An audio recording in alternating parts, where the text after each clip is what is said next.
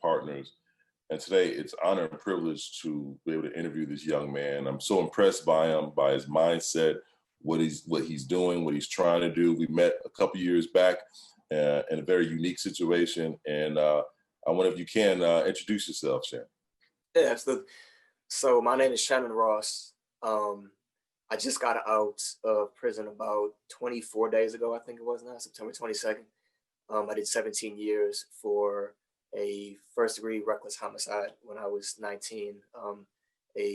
Incredibly stupid act that I did when I was caught up in a different lifestyle with another young man. And just been trying to, since then, get out and take advantage of all these things that are available to me out here that I've been so, eagerly awaiting. I'm, in school, I have a scholarship to a graduate program at UWM, a master's in sustainable peace building. I have an organization that I started about 6 years ago inside, and we're doing a lot with that. That's been taking a lot of my time lately, especially with trying to get these guys inside filed for the stimulus checks and helping their loved ones and everybody, abide by the process as they have to in order to get, the checks to come through. And I'm also a community fellow at the Wisconsin Incarceration platform, which is a new venture. It's a partnership between Marquette, UWM, MSOE, Project Return, Wisconsin Justice Initiative, other names, other big organizations I think are behind the funding as well. But we're trying to figure out right now exactly where we're going. And it seems safe to say that it's basically trying to find ways to facilitate individuals getting out and the providers of services, all those people, to work together better and be more effective in the long run. So that's a very vague thing, but there's little, ways we're trying to figure out how we can do that. And those are the main three things that I'm working on. I mean, of course, outside of that, everybody has their daily life and people they need to see. And I'm trying to, still see people I haven't seen in a long time and not see people I don't want to see that want to see me. And so trying to, make sure that I'm using my time wisely and not trying to be spread out too thinly because I have these, these goals long term that I need to get on and I need to focus on. But I mean, it's been lovely. Absolutely. It's great problems to have. I'd rather have huge problems out here than no problems in prison. If you can, I want to talk about two items that you mentioned as far as in your intro here, and who you are. We have some similar background. We both are, I believe, Sherman Park residents, correct? Yeah, 47th and North. 47th and North. So can you just talk a little bit about your growing up in Sherman Park? Yeah. I moved over there from the east side around maybe second grade, probably 95, 93, something like that.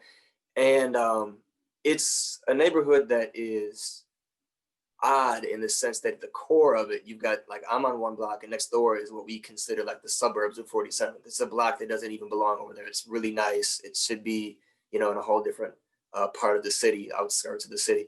But then our block is kind of like the second or third best block. And then outside of those areas are a lot more rundown housing and more, ill kept up areas and alleys and litter and potholes. So it's just a different environment all around. But it all seeps in. It all kind of connects to the same, blocks. Even though you might not live in an area that's just as bad as one right behind you, it'll come over to your area. So you see the same people, you see the same influences and so forth. And so for me, even though I didn't have in my household, I had no brothers and sisters. I was an only child. I come from my father's mixed, and my mom's white, and my father's mixed with black and white. And so even being in a household that wasn't really as affected by the neighborhood, educated, my father and my mother both educated, college educated, both, very good people with no drug addiction issues, no alcohol issues, no mental health issues. And the neighborhood and the media kind of growing up with, rap music and my peers, it all still came in. So it's a thing where I was talking on a podcast last night. Actually, a friend of mine, Speed, was mentioning how when you grow up in an area, even if you have a lot of potential and intelligence, the area can still have a strong effect and just wipe all that out in a sense. And you see that a lot. You see a lot of people that have, a lot of potential when they're a kid and or when they're, maybe a teenager, even a young man, and just whatever the environment they're in can kind of find a way to still affect them. And so for me, the area was not really bad. Like I said, I felt safe walking around the neighborhood, but at the same time, I'd always be the white kid. I was just because of the way I look, I was always a white kid with my clearly black friends. And here I am, not clearly anything. I'm racially ambiguous. I can be whatever you want for your joke in the moment is what we consider me a lot of times being my friends. And so being that and growing up in, predominantly black schools and predominantly black summer camps, I got a chip on my shoulder after a long time of being, picked on as more so the one that looked soft or being the white one out of the group. And that eventually turned into this, sense of I had something to prove. And so in the neighborhood, it was that evolution of me being in this culture that is different than the culture I was in my home in a sense, because I had this white side of my family, my mom's side of the family, I would see a lot. And they're all very highly educated, all like master's degrees and doctors and teachers and so forth. And then I had the neighborhood. And so it was this, one thing was a really good influence, the other thing was a bad influence. And in the end, they combined. It wasn't like one out, even though I did go to prison for 17 years, I was able to come out of that experience with this, skill set and this ability and this focus, even the entire time. From the time I got sentenced, it was, what can I do now to get prepared? It was like I got right on that instead of being what was me about the whole situation. And that's because of the other influences. So even though the neighborhood I grew up in was one where there was crime, there was, drugs, there was prostitution, there was all these things in the neighborhood. It didn't have a complete effect on me, but it still had an effect on me enough to pull me its way, like, in a sense that led to, 17 years in prison. So that was, that was kind of my upbringing, is me being the only kid that wasn't clearly black in my group and just trying to find a way to balance out these two forces. And in the end, this is where it all led to long term, where I am right now with the one experience, and now hopefully a whole different avenue I'll take from now on. You mentioned a couple items in your intro about the programs you're working on, and just for those who may not be aware or the programs you're involved with, can you go back and just say, I know there's a couple things we've talked about before in the past, but what are some of the things you're working on? And the reason I bring this up is I like what you said when you focused from the day you were sentenced to now that you were focused on things what you do to make things better. So what's some of those things that you've been involved in and working on? So from the very beginning, it was just reading, just like personal development was my main thing. I wanted to be able to get to a point where I could come out and handle situations. I knew that a big part of why I got locked up is because I couldn't handle certain situations appropriately, because I was caught up in certain ideas and rules that I thought existed for being a man, or for when certain things happen to you, how you have to respond. So I wanted to get out of that. I wanted to be able to adjust and address the situation as it needed to be addressed, instead of what I was told had to be the case. It can't be cookie cutter. You have to be able to address every situation individually based on the circumstances. And you also have to understand that nothing is ever at a level where you need to engage in some kind of act like I did before, where it gets to a fatal point, or fighting. All those are just not necessary at all. So understanding that in my heart is what I needed to do, not just in my head, because there's a huge difference. I needed to be able to react immediately with a sense of understanding and forgiveness in situations. And so that was my beginning of my incarceration. I did that. And then I got into school. My Aunt Kathy pushed me into that. And so I slowly, over the course of 11 years, I got my bachelor's degree in business administration. And I had actually done my freshman year at UWM. Congratulations. Yeah, I think you have the same thing, right? Yep. And so, and I did an article, and I just did an interview and a podcast about my experience with that too. Just the headaches I had to go through in prison to get a higher education degree. It's hilarious. Like, the work was getting them to let me do things. It wasn't so much the actual work. That's what's amusing about my experience with it. And so after that, or kind of near the end, I started an organization called The Community. At first, it was a newsletter.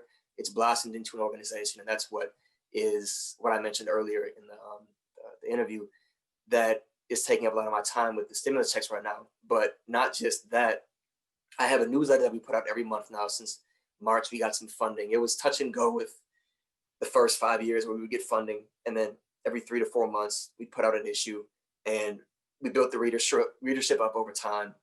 It was about 200 people at first, and now after some back and forth, we got canceled completely one time by the security director, because there was something in one issue that he meant to just deny that issue, but he ended up blocking us on the email system completely. So we had to build it all the way up, and it worked out actually very well, because now we have a good relationship with the DOC, where we have every issue approved beforehand. Still finds a way to get blocked at certain places, because every prison's its own sovereignty. So they will just decide, one person who's monitoring there can just decide to block an issue. The next day, the law go through. So it's a crapshoot sometimes, but we have a much better relationship in general. And we had some organizations that were not buying into what we were doing, because maybe we were new, or they were spread out and they didn't have time to look at another organization contacting them, who, when we were denied, our readers started hitting them up saying, hey, what's up with the community? Like, why are they gone? So it showed that we really did have some value in that arena that these other organizations were in. And so from that, we've been able to really build more organizational partnerships, and we've been able to continue this relationship with the DAI and the DOC. And now, with the funding that I got in March from some grants I had been writing, and I finally got one, which was a huge deal for me. Like I said, I cried a little bit when I got the first one, because it just meant so much to finally have some acknowledgement of what we were doing. And the funding was 10,000, the other one we got was 1,000. I mean, that was going to set us easily for a year, if not longer. Now with what I have going on, it's not going to be enough, because I have more things. But I trust the process. I trust money will come, because I trust that what we're doing is valuable, and the networking and the connections I'm making now, I think people are starting to see some of that as well. So the primary newsletter we have is just information. It's just providing any encouragement, resources, clarifications on things. There's so many rumors inside. It's called inmate.com. So trying to address a lot of the rumors that come about. We get questions routinely about things that are just so wildly off base that we have to say, no, that's not true. So it's just any variety of information that we can provide to people inside and their loved ones to help them progress successfully in some manner through their journey, whether that's legal cases they need to help them pursue something that's going on wrong in their situation, or help them get out or fight some aspect of their case. Resources when they get out, resources now they can use for any variety of things. And this general encouragement, advice, inspiration, quotes, just a whole number of things to try and increase the ability for them to know what they need to know in their situation, because there's not a lot of news you get inside that's pertaining to them. You know, news on TV, but that doesn't pertain to what's really going on in their specific community. And so from that, with the funding, I was able to start another newsletter that I kind of had in mind, but I guess it just really, when we had the funding and I felt like, okay, I can do this and we have the money, why won't I? You know, there's no reason, no excuse for me not to. So there's a personal development newsletter called Keep Moving Forward. We started about 4 months ago. And that's just all personal development. What's the name of that? Keep Moving Forward? Keep Moving Forward. Yeah, that's a tagline I use at the end of every, we use at the end of every email we send in to somebody, or email correspondence we have with somebody on the outside, and every issue. And this is basically, you know, I didn't know at the time when I chose it that it was also the Wisconsin, very close to the Wisconsin tagline of something like, I think it is Keep Moving Forward. It might be the exact same. But it's just, I look at life as always, when something happens, you address it and then you move forward, no matter what it may be. And there's a Martin Luther King quote that is, you know, a beautiful build out of that phrase of keep moving forward, of, you know, either walk, crawl, run, whatever you do, keep moving forward. It's, and I'm paraphrasing, but it's something that along those lines. And so that's the name I chose for the personal development newsletter. And it's just addressing habits and framing, and every issue is trying to get into the brass tacks of what a person needs to do to, you know, address the ways that their life is not working for them, or that their mind is not working for them. You know, trying to make your house, you know, an ally instead of an enemy. And for so many people in prison, their house, their mind, their heart is not an ally. They're fighting. They know things that they need to do, but they can't get their body in some way to cooperate. Let's if we can, let's talk a little bit about that. Yeah. I'm curious, as a person, as an outsider, if I can say that. I think the question that or what I would focus in on is this sense of agency. Mm. And my thought process, Shannon, would be that once you've experienced something, even if you have to deal with an environment that is not conducive to success, as what we define success is in this life, that you would say, you know what, I see that this isn't going anywhere, or this isn't going where I want it to go. And so I'm going to make the decisions in my life to make a change so I'm not in this situation again. I mean, how would you define agency? First of all, do you think it's important in the work that you do and the people who have had similar situations? And if so, how would you define it? Yeah, important. Absolutely. I think agency is, if not the key thing, it's one of the key things in any person's journey through life. I mean, you want to have, and this would be my definition, you want to be able to drive your own car down the street because you know how to drive. And that's kind of the analogy I use. So like, if you have a street that has a lot of obstacles in the way, that's one way of, you know, you lacking agency. And those are structural things that might be in front of you. That's not something necessarily you can control. That might be because the place you live at does not allow you to have independence, or does not allow you to go freely get a job or learn something. You know, that's the case in some countries, some communities. It can be anything. It can be family obstacles that, you know, keep you from really doing certain things. And then there's the ability also, can you drive the car? So those are the two aspects of it. And agency is, you are able to drive down the street because there aren't obstacles in your way, because you are allowed to pursue whatever legal and positive things that, you know, are interesting to you and that allow you to fulfill whatever ambitions you have in your life. But then you also have that ability to, and the ability to is the tougher part, because that's touches on what you're talking about, and how we see someone go through something difficult and they keep doing it. And we, you know, right away our mind is like, well, I'm not going to waste my time thinking about him or sympathizing with him if he keeps doing the same thing. People in abusive relationships, people who keep going back to prison, people who keep getting fired for the same things in their life. You know, it's hard to sympathize with a situation where somebody is clearly, you know, their own issue. And for me, I had that same exact problem when I got locked up, when I would judge people a lot about, you know, me feeling that I had a sense of agency And I did, even though I really didn't. I started to look more at that. I was my own enemy as well, with the way I was looking at the world and the way I was looking at manhood. The miseducation of manhood is what I like to call it. And so when I got locked up, I started to see that I really wasn't free. I was still these, I had these puppet strings on me, and I needed to cut those off. I needed to be able to freely make decisions devoid of, emotion, in the sense that I feel offended, or I feel that the world is revolving around me or something, or that, I'm the biggest thing in this moment, and that things should be concerning me more than other people. So just that ability to realize that I am not important at all. It sounds crazy, but I think when a person realizes they're not important at all, it allows you to have this humility that you can approach things with so much more clarity. And when it comes to people who don't seem to catch on, they don't have that agency. I don't know when this was, it probably was a long time ago, but I always on default say, okay, what is going on in this person's mind or their heart that is so strong that it's making them continue to do something that I'm sure they know. I'm sure when you talk to these people, I know from my experience, people in prison who would be like 3 or 4 time losers, as the term is called, because they keep coming back, or somebody in an abusive relationship. I have a friend right now who's dealing with that. I'm trying to help her out of that. And they know clearly what's going on. They're not at all, in a sense of, oh no, this isn't a problem. They know it's a problem, but they don't know how, or they don't have that belief that they can overcome it. And I always look at, what is it? It's something else below the action, below the mind and the heart, or that I'm seeing, that is controlling them in a way that I don't have to deal with, that I clearly have control over. And yeah, I mean, it's a huge thing. And agency is something where you are able to control your own destiny, but it's deeper than just what I think is always on the surface there. If you can, I want you to respond to this then, though. Where do you see, it seems like you were able to get your bachelor, your business administration degree while serving time. You've been able to see so many successes, even as you come out and look at opening up businesses or opening up organizations and supporting other organizations. I know there's many others who have done the same thing, but the critical mass, the majority of people, from what I can tell as an outsider, come out, they may not go back, but they're not contributing in any positive way.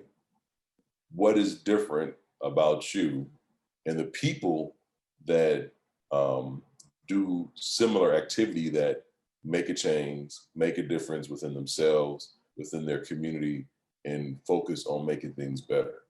Why is it just so, in my opinion, and I could be wrong, so few people who don't, to me, would think there should be a lesson learned, and I'm not going to do it again. In fact, I'm going to do the exact opposite. Why isn't that? Why don't we see more of that? Maybe we don't because we're not exposed to it, but any insight to that? You might not like my answer, but I always say it's luck. I always look at it like, I feel immensely blessed to be able to see things the way I see things. But at the same time, it's luck in the sense that the family and the structure I grew up in allowed me to have this confidence that I could achieve things. And I think that's a huge part of it, is that belief. And so there are people who, like, I consider myself, and I don't feel like I'm tooting my own horn when I say this. I'm just acknowledging the fact that I'm very intelligent. I can catch on to things very quickly, and I can adjust, and I can, accommodate and understand situations. But even for some people who struggle with things like that, I've seen some beautiful human beings in prison who, were not the brightest, but they understood their lack of knowledge, and they were comfortable with that. And that allowed them to blossom in a way that's actually greater than people who are more intelligent than them. Because some people who are very intelligent, they tend to get caught up in that sense of, it's about me, or I'm better than you. And they're missing the whole picture. They're missing what the truth is. The man who knows something knows nothing at all, in a sense. Like, it's the Erykah Badu line. I'm sure she got it from somewhere else. But the point is that humility is a part of intelligence. Humility it's a wisdom. And so people can have that and be maybe not as equipped as other people. And that's really all you need, that allows you to achieve so much. But the belief, I think, is more important then, because when you see that the intelligence fact is not the big part, it's something else. And the belief, I think, is huge. And I think that's what a lot of the people that I've seen in prison, and I'm sure that you've seen, in your line of work, is that when you get down to it, you talk to them, it's going to be, they have some despair, some sense of they can't do it, or it's a waste of their time, or if they fail, they don't think they'll be able to handle that. It's just some aspect, some cousin of despair, or maybe the whole family of despair. But that's kind of what I think of when I try to pin a word on what the issue is. And it's just something where in prison, people come out and you can't really try to change them then. We were talking about this at a meeting recently in the Incarceration platform, and you have to address this inside. And there's, all this years where they're in, and there's nothing going on in a positive aspect. They're just warehousing us.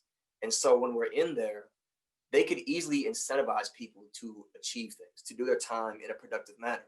But instead, they incentivize you to follow the rules and leave them alone. It's built on their convenience. I would say, and I want to push on that a little bit.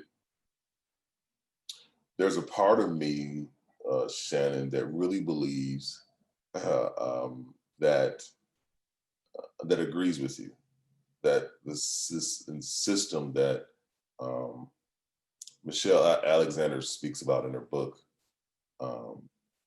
that it's not here to help our communities.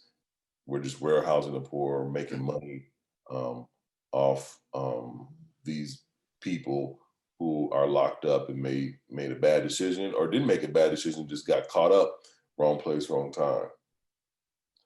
My pushback, though, is that knowing that the world can be a very cold place, why haven't more Shannon Rosses of the 50s, 60s, and 70s, and 80s, and 90s said, you know what?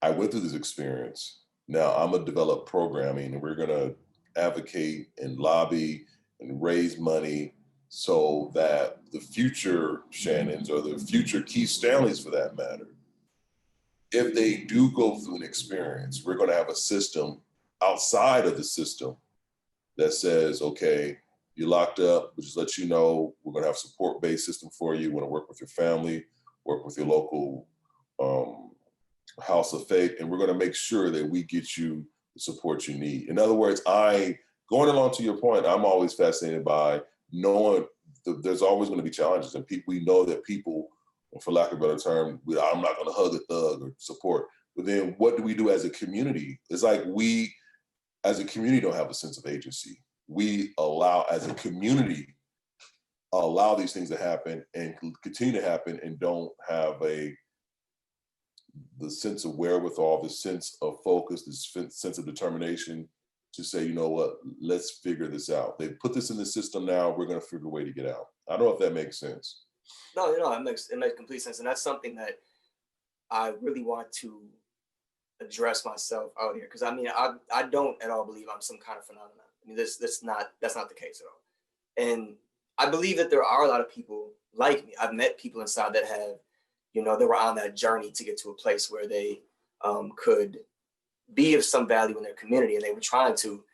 And things in their life maybe were keeping them from investing as much time. I was able to invest a lot of my time in getting ready for this moment because I didn't have any kids, and I didn't have, other issues outside of the prison, or even in my own personal life. So all these, the road was clear for me when it comes to agency in that analogy. The road for me to drive down was clear. It was just all on me to learn how to drive and to put the pedal to the metal.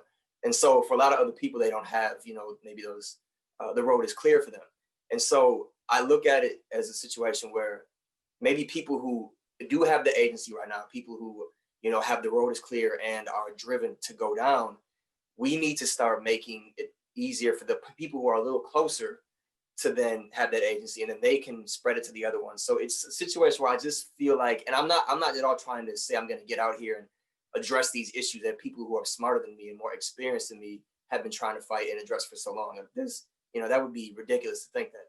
But I also am a strong believer in that when something's not being solved, there's something not working, there's something not happening that should happen. There's something that we're missing right now.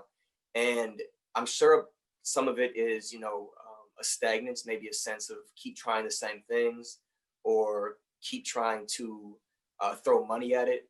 I know in the Incarceration platform, we were talking recently about a resource hub that could be made to have anybody coming out, or even providers, know all these different resources that are available in the state. And one of the people involved said, okay, well, we would need a lot of money for that. And I pushed back at that right away. I said, no, I don't think at all we would need money for that. That's something that we could easily do without a lot of money. I know a guy who was on death row in Oregon, the state of Oregon, who made the best resource guide I've ever seen. So if this guy can make the best resource guide just by communicating with a lot of places, getting updates, there's no reason why half a dozen, 2 dozen, well-equipped people with agency can't do that. And so I would say this too, I have an example. I believe in social enterprise. I believe social entrepreneurship, is that the same thing? Yep. Yeah, that's what I'm on. Yeah. Exactly. Where I think that, and I give you example, and you would be familiar with this as a Sherman Park resident. This is actually outside of Sherman Park, but not too far from where we live, on Lisbon, between 27th and basically Lloyd. There's some issues when it comes to human trafficking and prostitution. There's a great organization, Franciscan Peacemakers. They actually have a shop there. The women that they're able to get out and to really help them get out of that lifestyle and get on track, a part of their program is making soap. And they have a beautiful, you go online and you can order all different types of soap, and you get a monthly subscription, yearly subscription, you get all gifts. And I love the idea because it allows the people who may be on the outside, who will feel helpless, like, how do I help somebody? Yeah. I always use the example. There's many times, because I have a large family, I have sisters and nieces. And I see the sister on the streets, like, man, my heart goes out because she shouldn't be there. But it doesn't make sense for me as a grown man to be stopping by trying to help a sister out, because that don't look good either. But I reached out to the Franciscan Peacemakers and said, listen, can I do a monthly subscription? And I pay a little bit more than people probably would pay for soap. But every time I get that package in each month, I'm like, I'm trying to do a little something. My money, my hard-earned money, is going towards doing some things to help people who are in need of it. So it's providing a service that I need, and we all need soap, but also it's going to a social cause. What I'm fascinated with is that I don't see as many, specifically African-American men who've been through the system. I'm always looking like, where can those who are not familiar with that, how can we help? Of course, maybe it's not buying soap. Maybe it's just donating. But a lot of times the static, the gray, the noise of our lives, I never will hear about those things. Mm-hmm. And that kind of bothers me because it's such a major problem. It seems like we're trying to boil the ocean. And I get upset by that because, like, I know my community is highly affected by that. Majority of the people that I live around, many of them have a prison record, can't get a job, and that leads to so much inactivity and so much a negative impact on the economy. And so I say all that just to say, is there a way that people outside the system who don't understand it can support, not just with your own organization, but support brothers and sisters? Where do we even begin? How do we even help people out who are in the system and caught up? Is it us just trying to be mentors? Is it us just giving money? Is it us trying to help them with jobs? What are the resources, the mindset we should have when trying to help brothers and sisters out?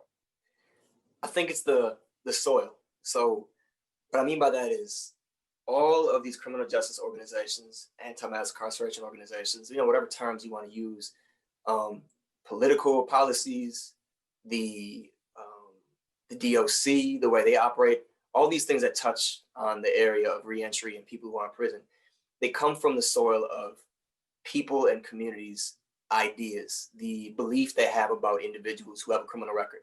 And so if the soil is always going to be, poisoned with negative ideas and negative images of people who have a criminal record, then it's always going to give politicians the ability to play the tough on crime thing, or to oppose judges or organizations or the DOC making changes that are smart, that are appropriate for, rehabilitation, but it can pitch it as, oh, they're being soft on crime.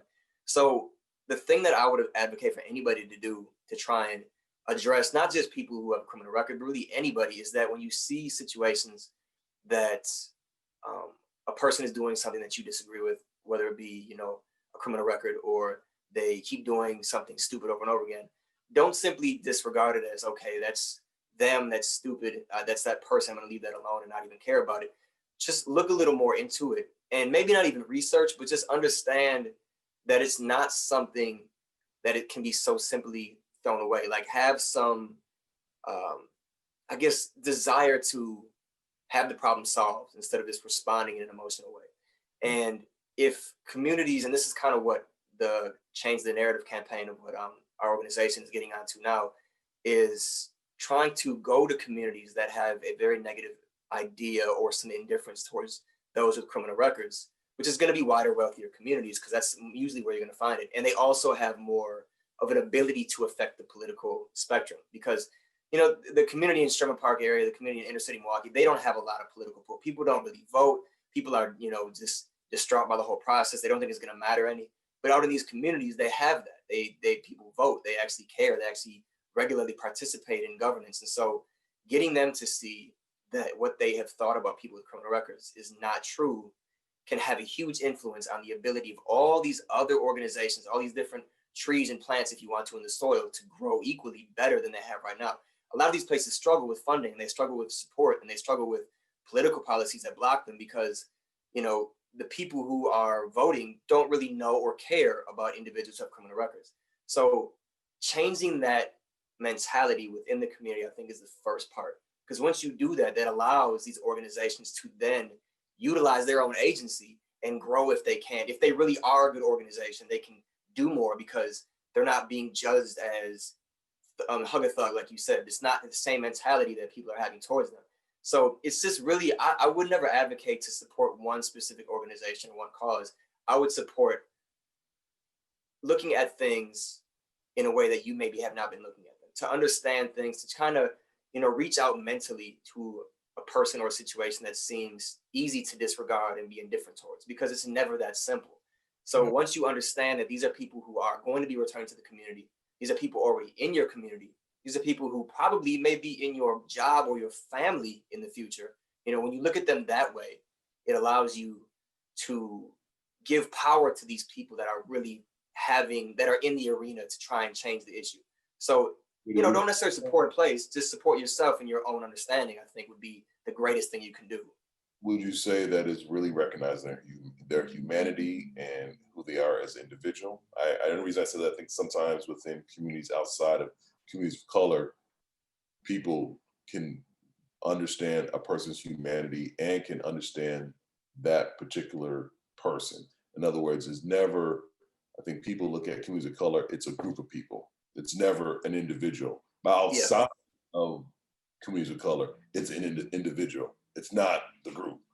So if somebody does something within the Black community, it's a statement on the Black community, not that individual. Somebody does something in the white community, it is that statement on Tom. Yeah. When people look at policy that way, they look at, and I'm like, man, I'm amazed by that, because they can be so nuanced when it comes to somebody that's their own skin color. But they're not nuanced when it comes to somebody who's outside of their community. Well, you know how those people are in their community, and theirs, like, everybody's different too.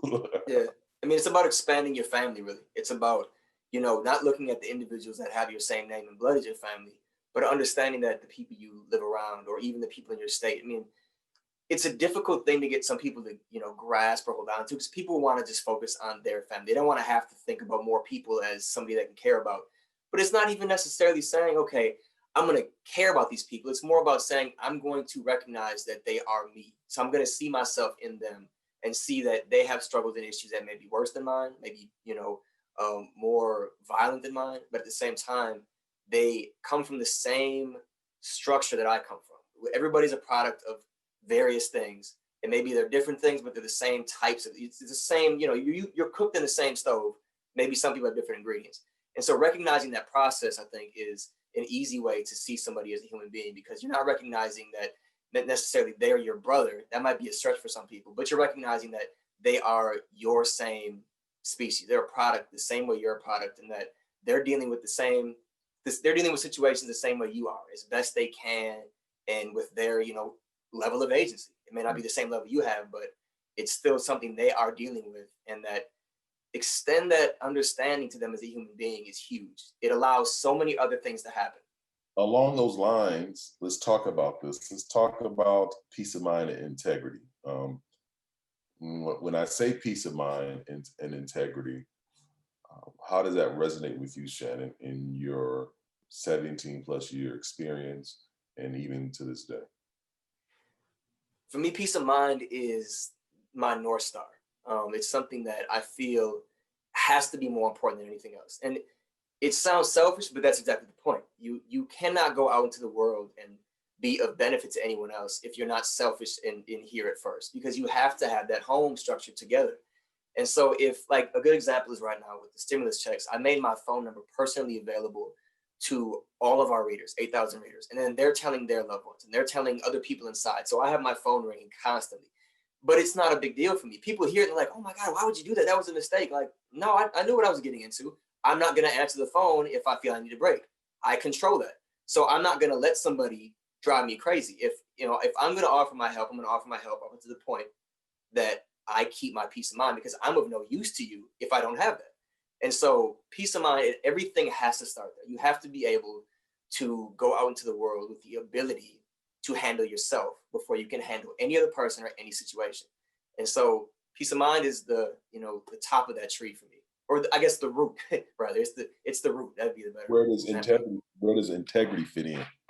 Integrity is kind of like a magic trick in a sense. It's very difficult to give examples in daily life, or I guess give a definition that is concrete, because it's just a wholeness. It's when you say things and when you do things, there's this sincerity that you approach things with. You aren't just saying stuff just to make it seem good. Like yesterday, I was talking to some guys and they were saying how they would like somebody to, lie to them. Like, are you going to come to my party? And just say, yeah, even if you're not going to come. And to me, that's why would you want somebody to lie to you? I want somebody to, even if you're telling me something difficult, I want to know that everything you're saying and that you're doing and the way you move is sincere.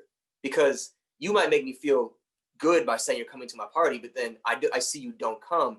And then that's like, you just broke that. You have no integrity anymore. It's broken. There's no wholeness in the way I view you anymore, and it's not like you can't recover that. I'm not going to say one time you're done. I'm just saying these little things are cracks in a person's integrity. And so when I say something, it's very important to me to own that. I feel very bad if I can't follow through when I give somebody my word that I'm going to do something, I'm going to be somewhere.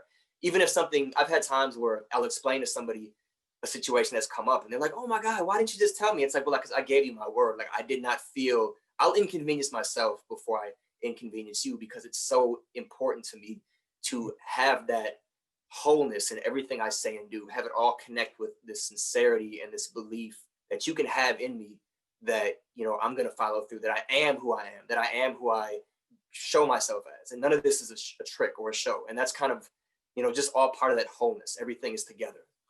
Then that leads me to then the question, as I look at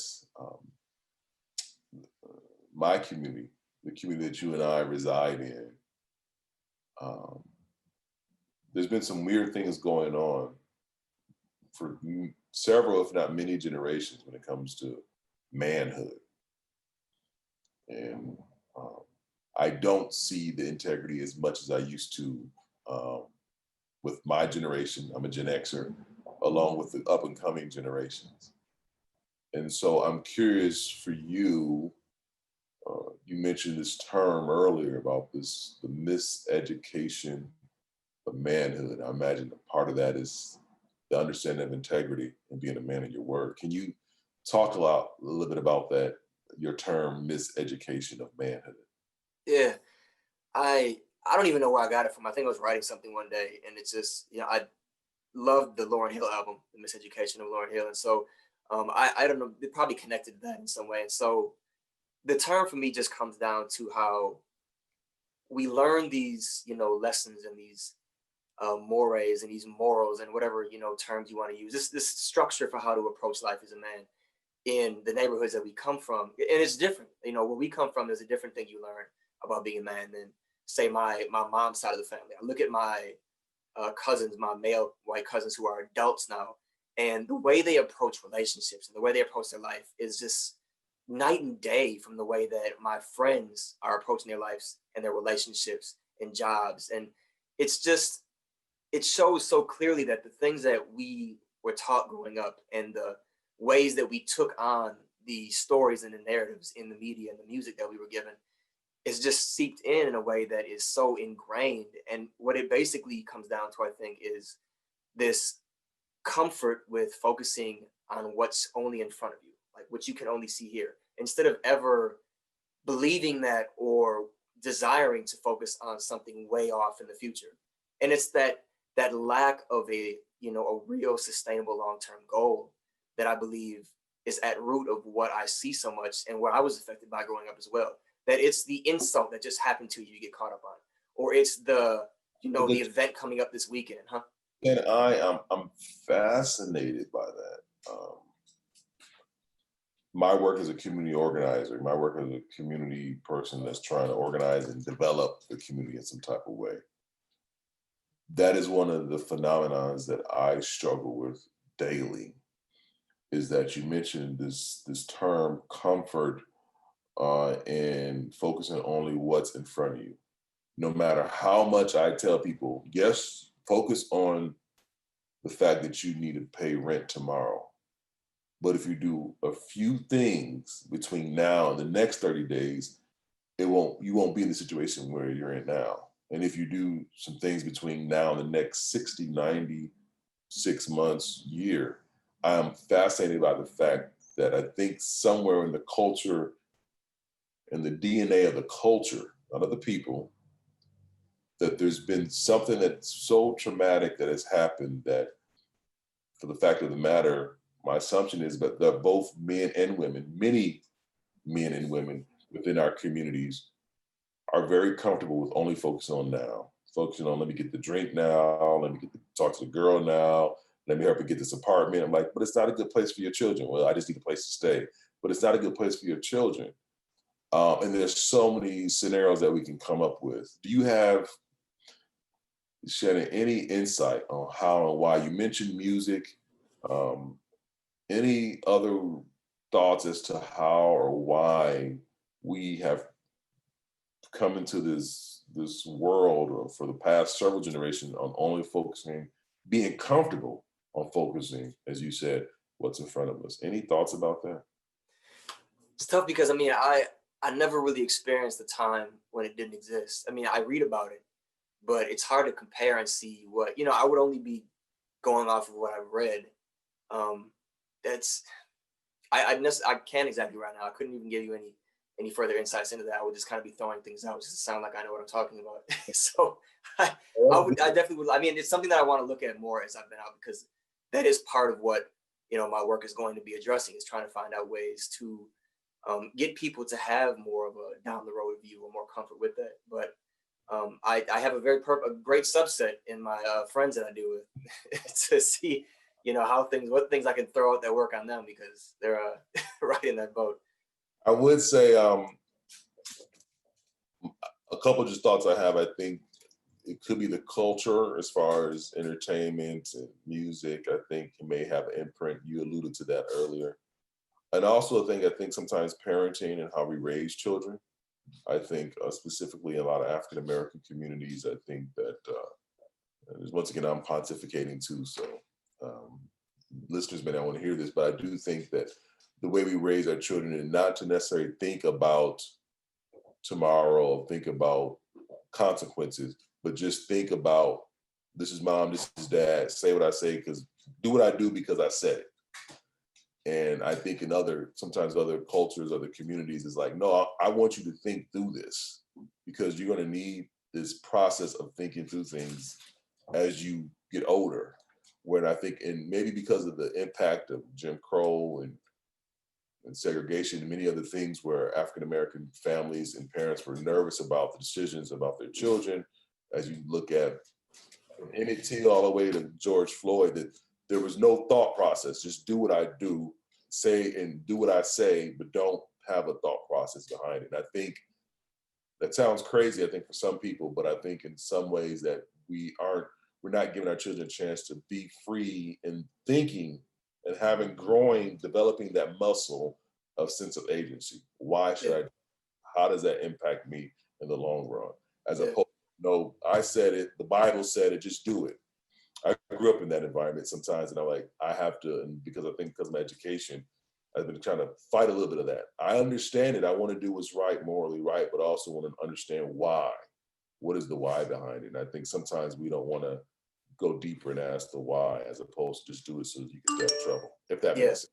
Yeah, no, absolutely. And that's a big part of it is how, the mind likes easy answers. The mind likes to have something that it can just grab onto and go about it today. That's the autopilot. And so trying to, get yourself to a point where you are comfortable not accepting the autopilot when it comes to complex issues is, it comes back to that looking at people that you don't necessarily want to see as human beings, what's really below that. And so, And yeah, I mean, yeah. I'm glad you say that. I just want to think that I don't think this is an issue where it's on one particular race, one particular group.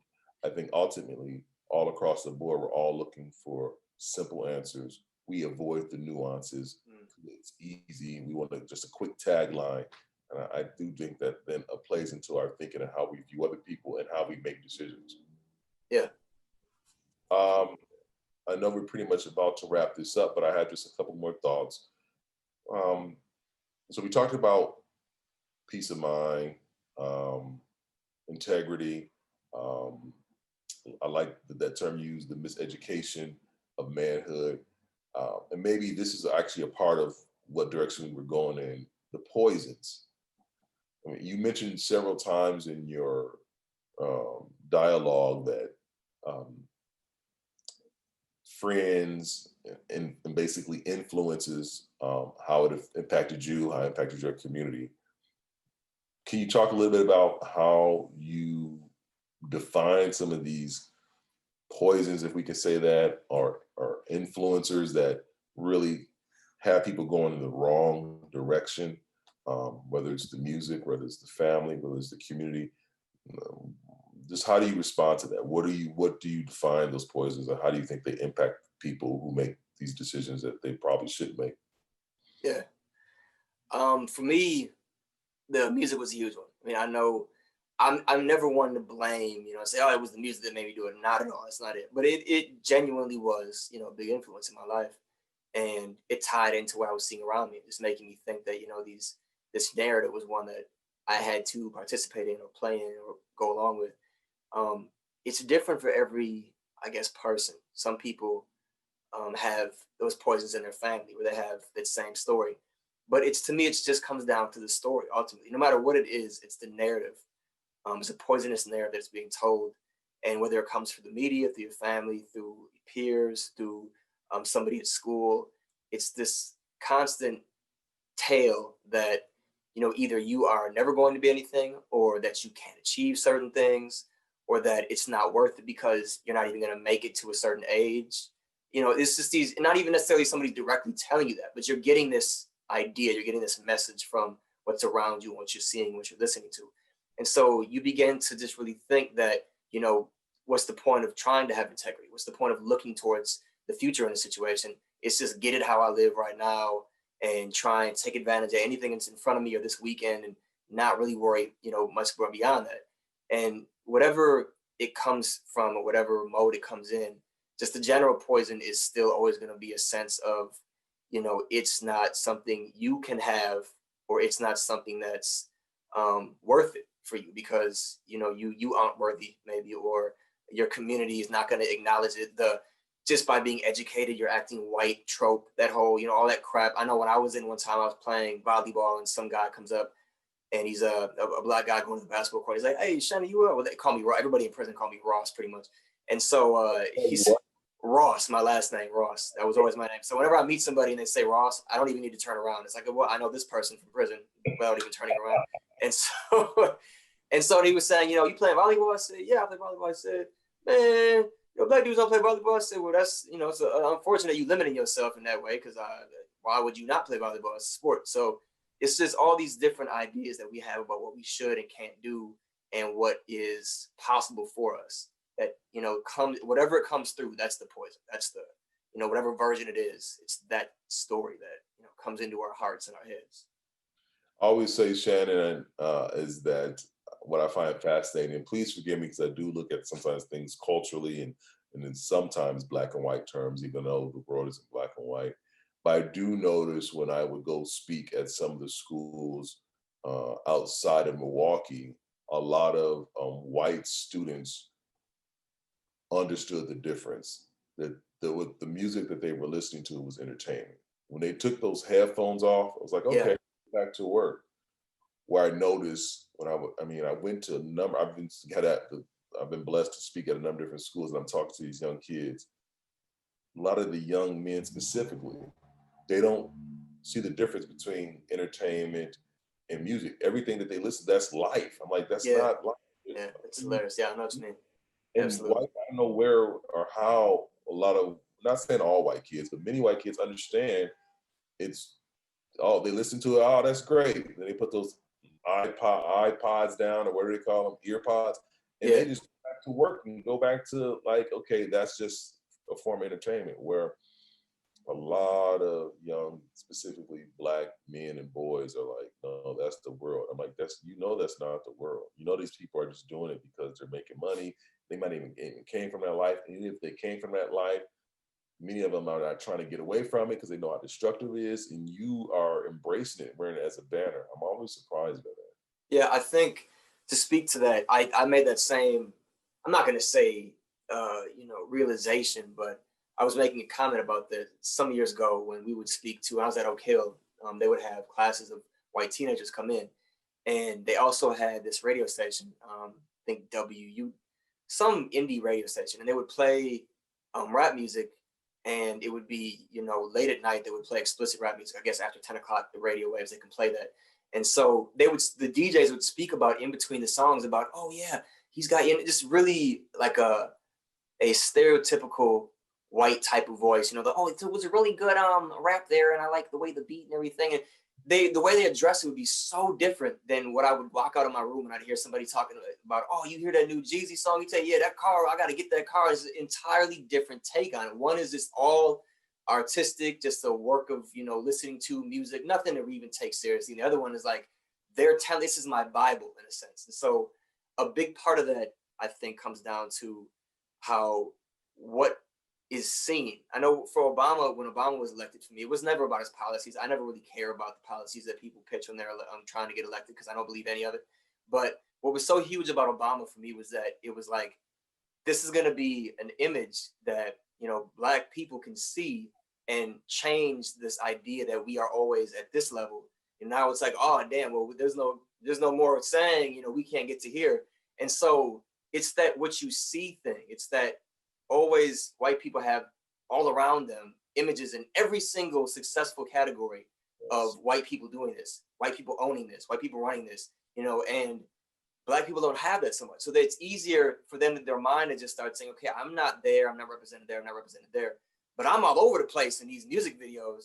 I'm all over the place in these songs, dude look just like me. And so it's just not even realizing it. They start to take that on as their school, whereas white people who have all these different opportunities to see things and see themselves in things, they take it as just, a movie or just, something to almost ironically to increase their subtle racism in a way towards, because they start to say, okay, yeah, I never associate with what they're actually talking about.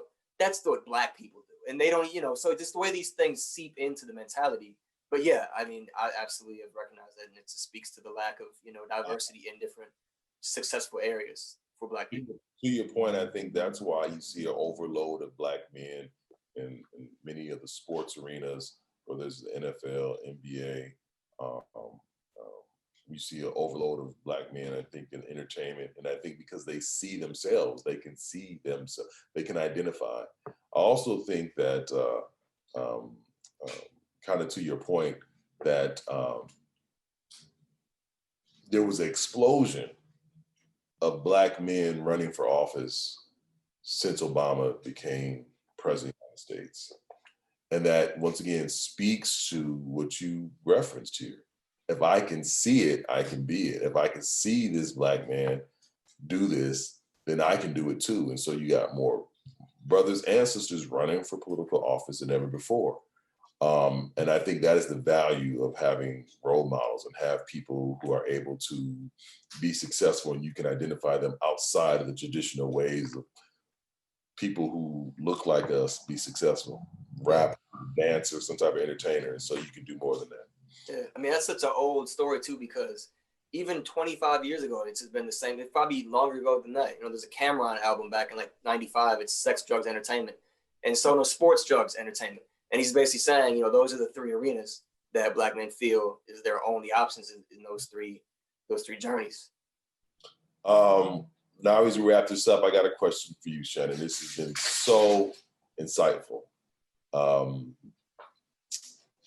What's the future for Mr. Shannon Ross? Where do you see yourself next couple of years, 10 years? I mean, it's a loaded question, I already know. Yeah. You are smart, you're brilliant, you got a lot of good things going for you, you're educated, you have this ability to look at both sides of the coin or both sides of the octagon or whatever metaphor I'm trying to use.